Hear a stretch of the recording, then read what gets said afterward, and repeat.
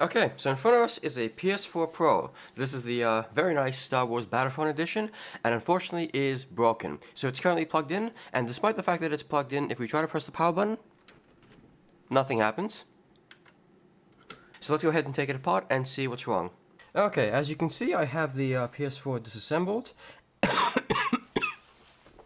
And as you can also see, we have visual confirmation of a problem. Let's solder this thing back together and see if the PS4 works. PS4 Pro. Okay, as you can see, we're looking at what was essentially the Mona Lisa of soldering work. It's a very, very fine work. All the pads have been ripped off, and the person who's done this has managed to not use any flux in the process, or at least barely use any flux. There's a bit over here. I should note that if you solder, which I don't really recommend unless you're a technician, you should at least try to use flux. It makes it a lot easier, but don't take my opinion too seriously. I only fix things for a living, and I'm only a technician. Anyways, let's go ahead and get started and see if we can get this thing repaired.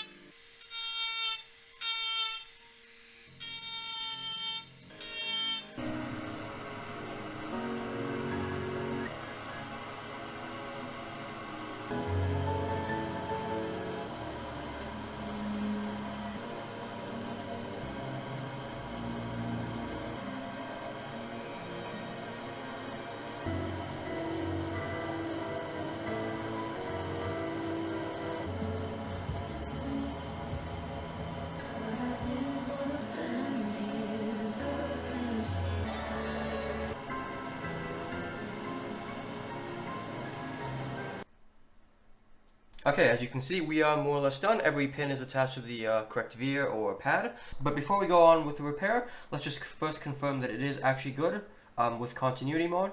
Okay, so first things first, we're going to check this leftmost pin over here. So this should connect to this pad. Yep, and it does not connect to ground. That's good. Now this is actually ground, so yep, that's good. Now checking this pad, which should connect to veer over here. Yep, that's good. And checking this pad, which connects to a veer over here. Yep, we are good. Okay, as you saw, I reconnected the connector onto the board. If you don't know, it's that connector supplies 5 volts from the power supply to the main board itself. Anyways, if we now try to power it on, well, you might be able to see the blue LED, though it's probably quite faint from your view, but much better than this. We actually have a screen. So as you can see, there's the PlayStation logo right there, and in a second it'll boot up properly. So as you can see, we can get into the menu and more or less everything is just fine. Except that unfortunately this thing is still broken. See, if we take a disc like this and we try to feed it to the console itself, nothing happens. So we have a PS4 with no disc feed and a seemingly unresponsive Blu-ray drive. So let's go ahead and take it apart one more time and try to fix the drive so that we can get a fully working PS4. So before we try to diagnose our disk reading and insertion problems, I want to just go over this connector one more time. So as you saw earlier, I replaced the connector. I should note that when we replace these connectors, generally speaking, it goes without saying that we want it to look nice, which is not always possible given the damage, but much more important than this, we want to make sure that it's firmly attached. So, you know, if we insert something inside or take it out, we want to make sure the connector stays firmly attached to the board, as we don't want this to have to be redone at a later date. So, just to confirm that it is actually strong or firmly attached, I'm going to pick it up by just the connector itself, as you can hopefully see.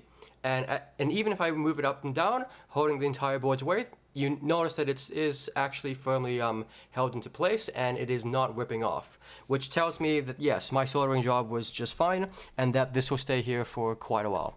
Anyways, onto the Blu-ray drive. So if you have, let's say, a non-working or seemingly non-powered Blu-ray drive, I should note that there are a couple of very common culprits on these PS4 Pros and PS4s. So generally speaking, one of the first things you want to check on one of these boards is you want to confirm that the fuses connected to either the main IC over here or the 5-volt supply to the actual connector itself have not blown. So to do this, we're going to use continuity mode.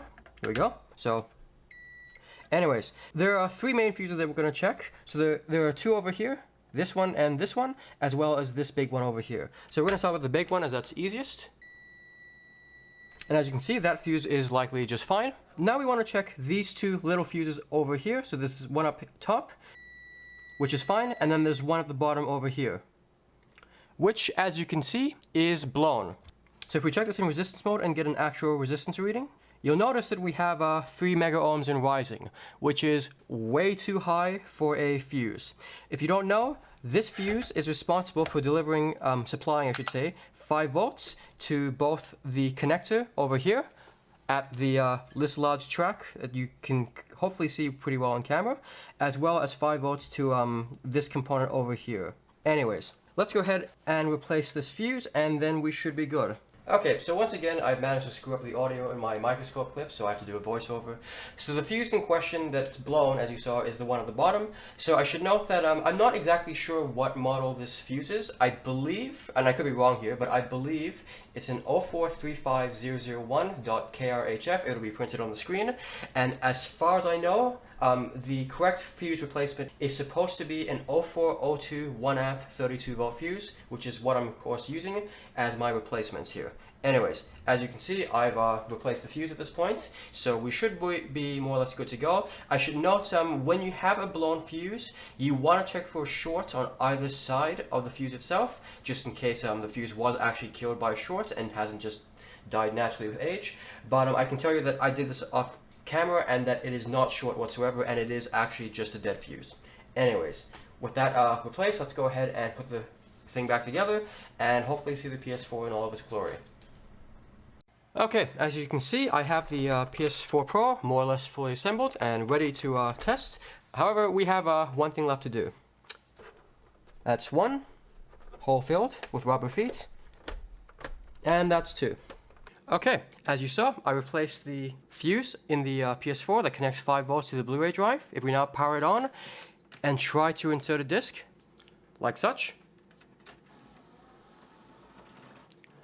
you can see that it accepts the disc without issue, and in a moment it should start reading. Yep, there we go, and it's also installing the game that I've inserted. So the disc drive does sound a little rough, but also just to confirm, it can also eject discs.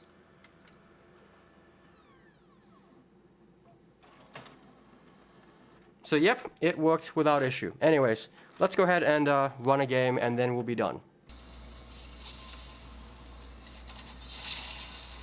Okay, as you saw, the PS4 Pro was fixed. It can now take a disc, as well as power on and play a game.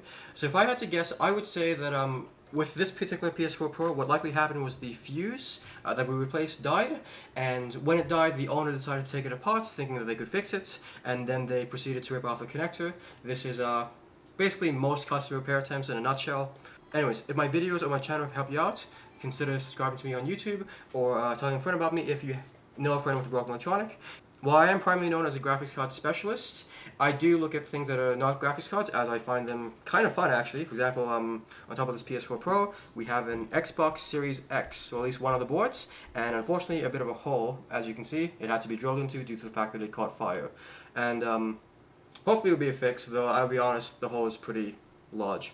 As always, I do hope you got something from the video, and hopefully I will see you in the next one.